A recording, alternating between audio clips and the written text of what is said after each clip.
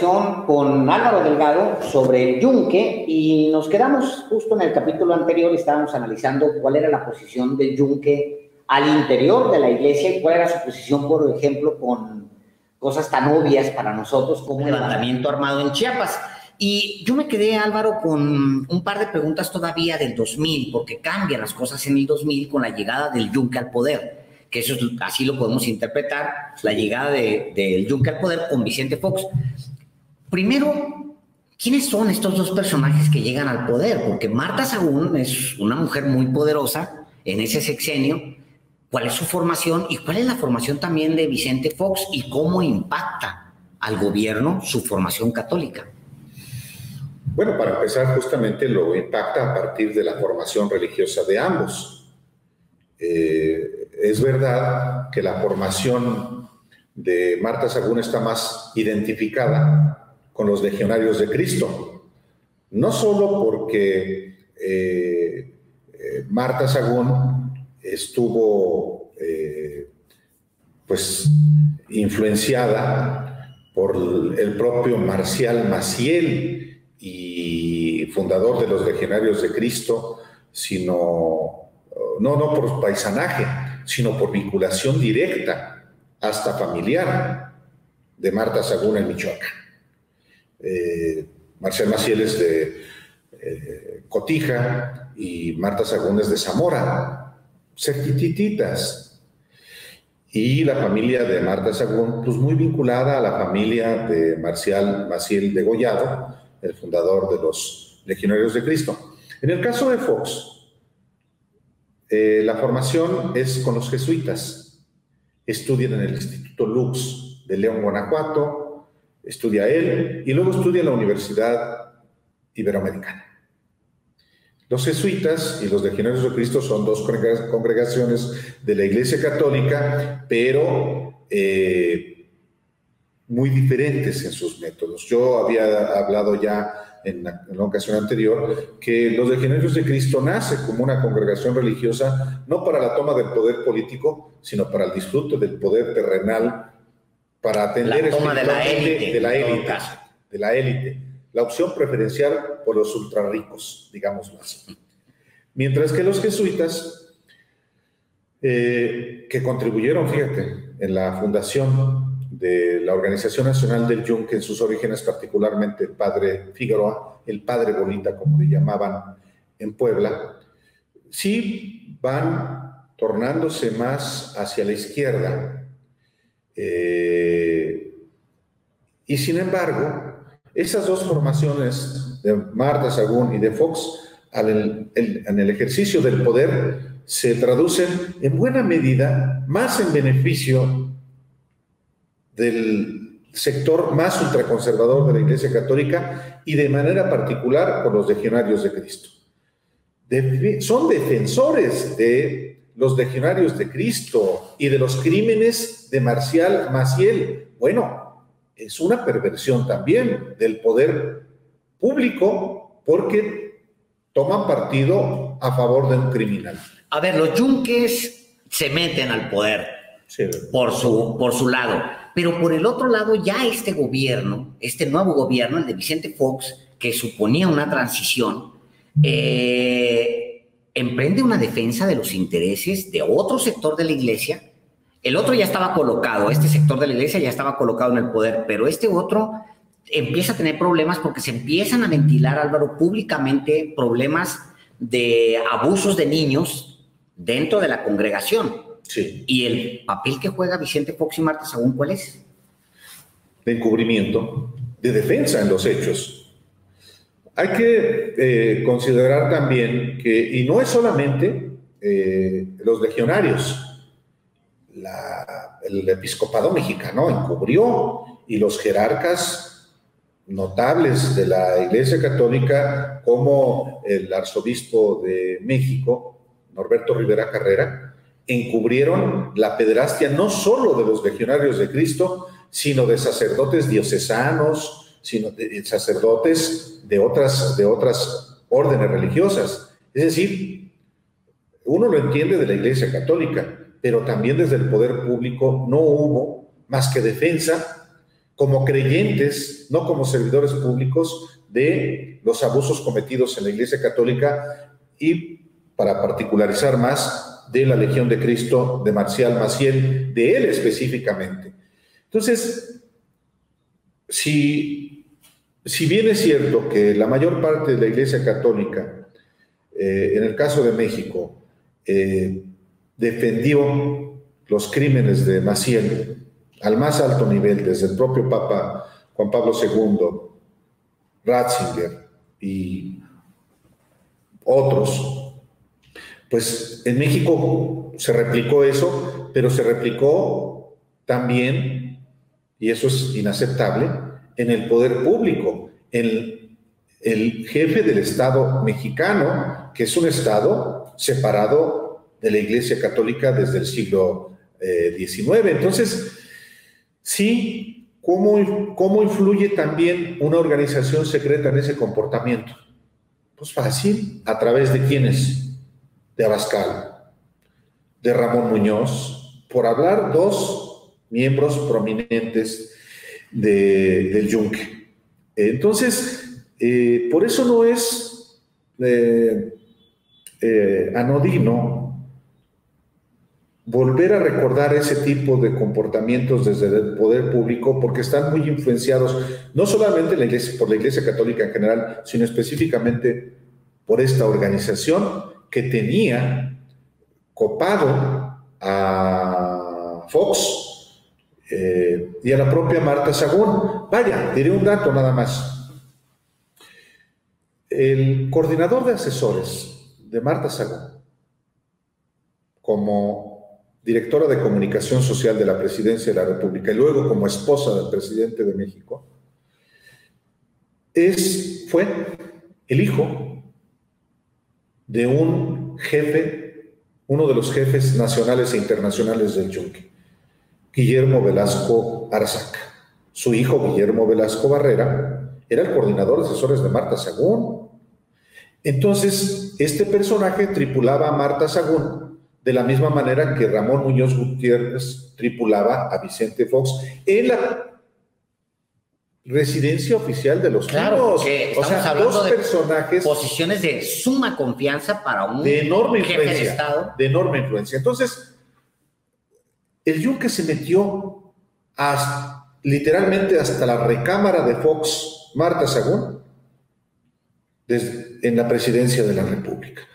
No es cosa menor advertir esto, y es de enorme relevancia traerlo a cuento en este 2021, porque esos miembros del Yunque, aunque ya no están en el poder federal, y muchos tampoco están necesariamente en los poderes estatales porque el PAN se ha ido resquebrajando, siguen teniendo influencia. Están en Guanajuato, están en Querétaro, están en otros estados donde pues han ejercido el poder público y traman, evidentemente, volver al poder. El regreso al poder. Claro.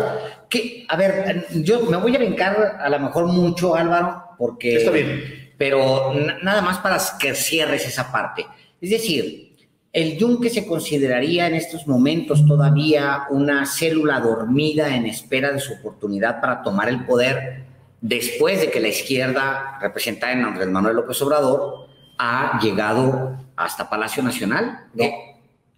No. No está dormida. Está operando. Está trabajando justamente con el propósito que tú dices. O sea, y otra pregunta, perdón que te interrumpa, porque hablábamos de Coparmex y de su evolución. Desde los años 70, decía Álvaro Delgado hace un capítulo anterior, la Coparmex fue tomada por el Yunque hasta la actualidad. Es decir, Gustavo de Hoyos, por ejemplo, ¿cuál es el rol, cuál es su relación?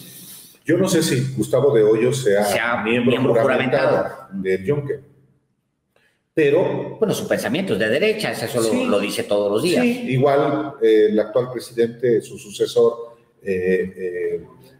Medina Mora. Con ligas al poder a los Calderones y a los Fox, el actual. Y no solamente a esos, Alejandro, con grandes negocios, multimillonarios negocios con el poder público, y bueno, hasta en los negocios del espionaje, por ejemplo.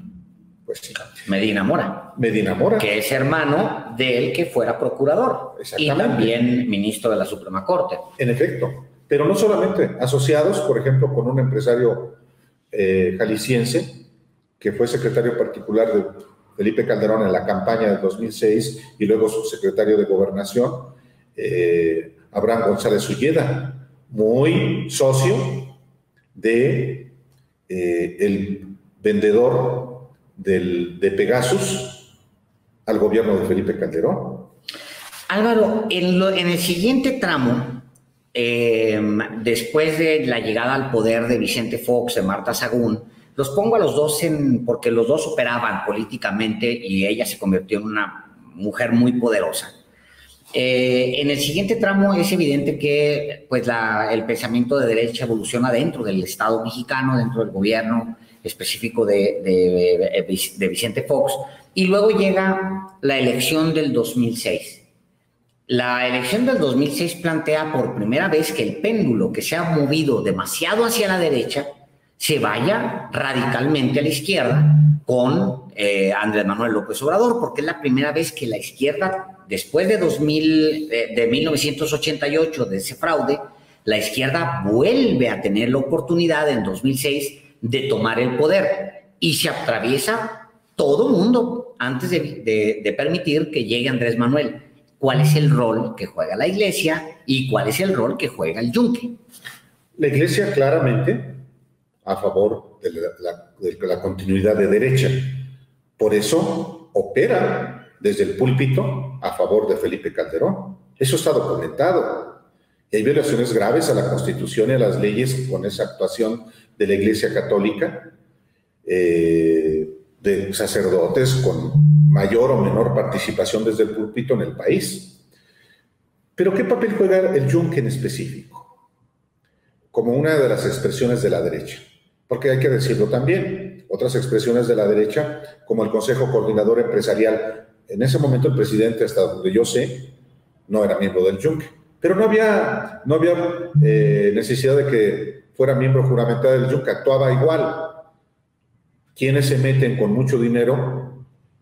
Lorenzo Cerdicte, que sí ha sido siempre fue hasta su muerte quien financiaba al Yunque, sin duda. O sea, Lorenzo Cerdicte, el dueño de la multinacional Bimbo, de una de las empresas más poderosas de México. Así es. Directamente a miembros del Yunque, a la organización. Así es. Y él sabía de la existencia del Yunque y le parecía que era importante que existiera y por eso daba dinero. Un poco como Villamil en España, que es el de OHL, el fundador de OHL, que financia a las fachadas del Yunque en España, financiando realmente al Yunque. Bueno, pero también la élite empresarial apoyó a Calderón en 2006, eso está claramente. Pero específicamente el Yunque, ¿cómo actuó? Bueno, por una parte, por ejemplo, mucha gente que nos escucha y que nos ve va a recordar unos spots, no solo los del Consejo Coordinador Empresarial, no, había unos spots en las que se generaba ansiedad, miedo, cuando aparecía Chávez amenazando con la guerra. Esos spots firmados por unos organismos como CELíder de Chihuahua eran spots del Yunque, de la Organización Nacional del Yunque. ¿Esos que vimos todos, Álvaro? Eso viene documentado aquí. Los de 2006 que provocaron este pánico que vimos todos. Sí, son del Yunque. El Yunque. Fue el Yunque. Defendiendo su voto. Defendiendo el proyecto, evitando el triunfo de López Obrador. Pero no solamente eso desde el punto de vista propagandístico, también desde la operación política y desde la operación electoral. Guillermo Velasco Arzac, cuyo seudónimo en el Yunque es Genofonte, orquestó un acuerdo político con Roberto Madrazo precisamente para operar a favor bueno, más bien en contra de López Obrador. Uno. Dos, y el fraude electoral. En Guanajuato hubo una operación electoral para adulterar los votos y está confesado por un personaje que no solo ganó en esa elección Juan Manuel Oliva, sino quien fue en el gobierno de Fox el coordinador de delegaciones de la Secretaría del Trabajo, y por tanto las delegaciones todas eran del Yunque, casi todas, Gerardo Mosqueda Martínez. Gerardo Mosqueda Martínez dijo en una reunión de delegados en Guanajuato que Calderón le debía el triunfo a Guanajuato, porque le habían entregado más de 300,000 votos extra. La diferencia prácticamente con la que ganó. ¿Esos extra a qué se refiere? O sea, votos que falsificaron. O sea, fraude. Fraude. Que ha negado la autoridad electoral todo este tiempo, hasta el día de hoy. Pues sí, pues es que ¿quién era la autoridad electoral?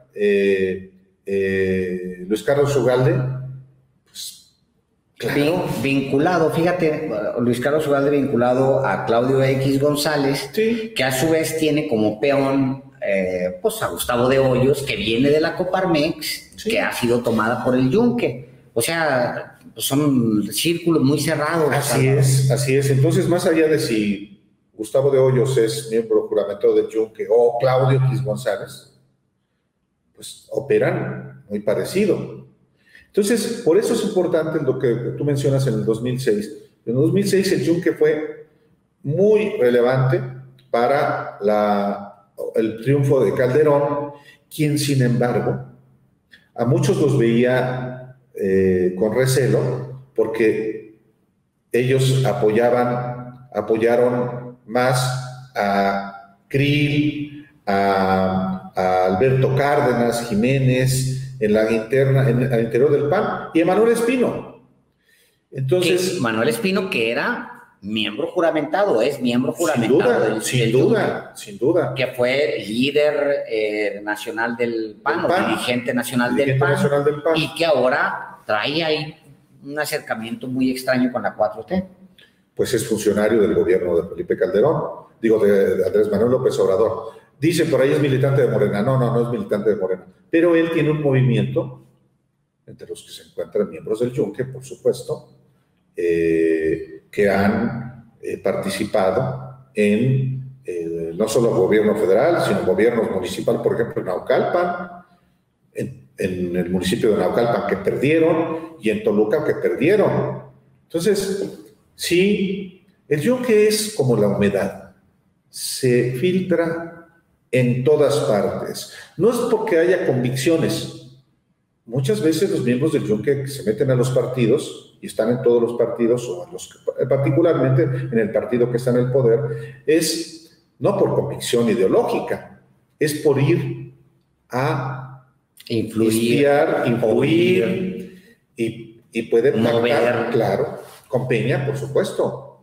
Entonces, Calderón no está convencido de algunos de los miembros del Yunque, aunque los deja operar, por supuesto, a su favor, y claro, y son efectivos porque, como recordabas hace un momento, varios de los spots icónicos de la guerra sucia contra Andrés Manuel fueron financiados por organizaciones afines. Pero al final, pues llega al poder, y ¿cuál es la participación del Yunque? Ya les abre la puerta, ya se siente más tranquilo. ¿Qué pasa, Álvaro? Es muy importante eso que preguntas, porque tiene que ver, por ejemplo, también con un episodio de Guanajuato.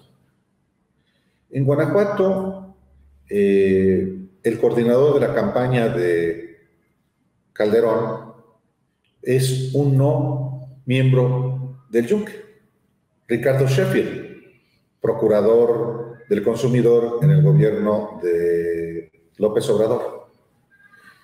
En la campaña interna para la candidatura del PAN en 2006, pues sí, Ricardo Sheffield es cercano a Calderón, pero comienza la campaña constitucional Y en una reunión en Guanajuato, Juan Manuel Oliva, que era el candidato a gobernador, le dice a Calderón: quita a Ricardo Sheffield como coordinador de tu campaña. ¿Por qué? Porque si no, no van a funcionar las cosas.